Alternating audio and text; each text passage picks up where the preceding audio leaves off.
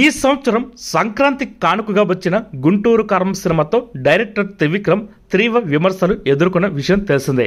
త్రివిక్రమ్ రేంజ్కు తగ్గ సినిమా కాదని మహేష్ బాబు ఫ్యాన్స్ ఫుల్గా ట్రోలింగ్ చేశారు. కొన్ని రోజుల పాటు ఎక్కడ చూసినా ఆ ట్రోలింగ్సే కనిపించాయి. సినిమాలో మహేష్ బాబు యాక్టింగ్ బాగుందని, త్రివిక్రమ్ స్టోరీ టెల్లింగ్ సెట్ కాలేదని కామెంట్లు చేశారు. అయితే గుంటూరు కారం సినిమా స్టోరీ లైన్ త్రివిక్రమ్ తీసిన ముందు సినిమాలకు చాలా దగ్గరగా ఉందని చాలా మంది నెటిజన్లు కామెంట్లు చేశారు. ఇదే సినిమాపై నెగిటివిటీ క్రియేట్ అవడానికి కారణమని చెప్పారు. అలాగే త్రివిక్రమ్ తెరకెక్కించిన గత సినిమాలోని పాయింట్లను కూడా నెరేట్ చేశారు fans. July, Attarintiki Daredi, Agnyaathavaasi, son of Satyamurthy సినిమాలో ఒక కామన్ పాయింట్ ఉన్నట్టు చెప్పారు. ఈ 4 సినిమాల్లో హీరోలు ఏదో సాధించడానికి వేరే ఊరు వెళ్తారు. జులై సినిమాలో హీరో దాంకోవడానికి వెళ్తే, అత్తారింటికి దారేది సినిమాలో హీరో తన అత్తని తీసుకురావడానికి వెళ్తాడు.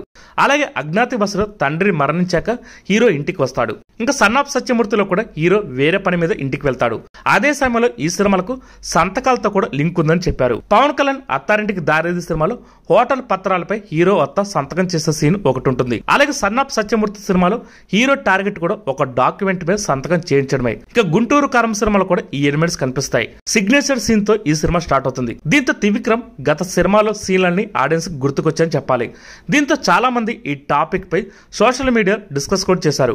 ఇంకా త్రివిక్రమ్ త్వరలో అల్లు అర్జున్ తో పాటు నాని, వెంకటేష్ తో సినిమా చేయబోతున్నారని వార్తలు వస్తున్నాయి. వీరు కాకపోయినా మరో స్టార్ హీరోతో మూవీ తెరకెక్కిస్తారని టాక్ వినిపిస్తుంది. అయితే తన కొత్త సినిమాలో ఈ సిగ్నేచర్ ఇల్లుకు వెళ్లే అంశాన్ని త్రివిక్రమ్ వదిలేయాలని నెటిజన్లు చెబుతున్నారు. మరి త్రివిక్రమ్ శ్రీనివాస్ ఈసారి ఏం చేస్తాడో చూడాలి. ఈ వీడియో కనుక మీకు నచ్చితే లైక్ చేయండి, షేర్ చేయండి, కుదిరితే సబ్స్క్రైబ్ చేయండి.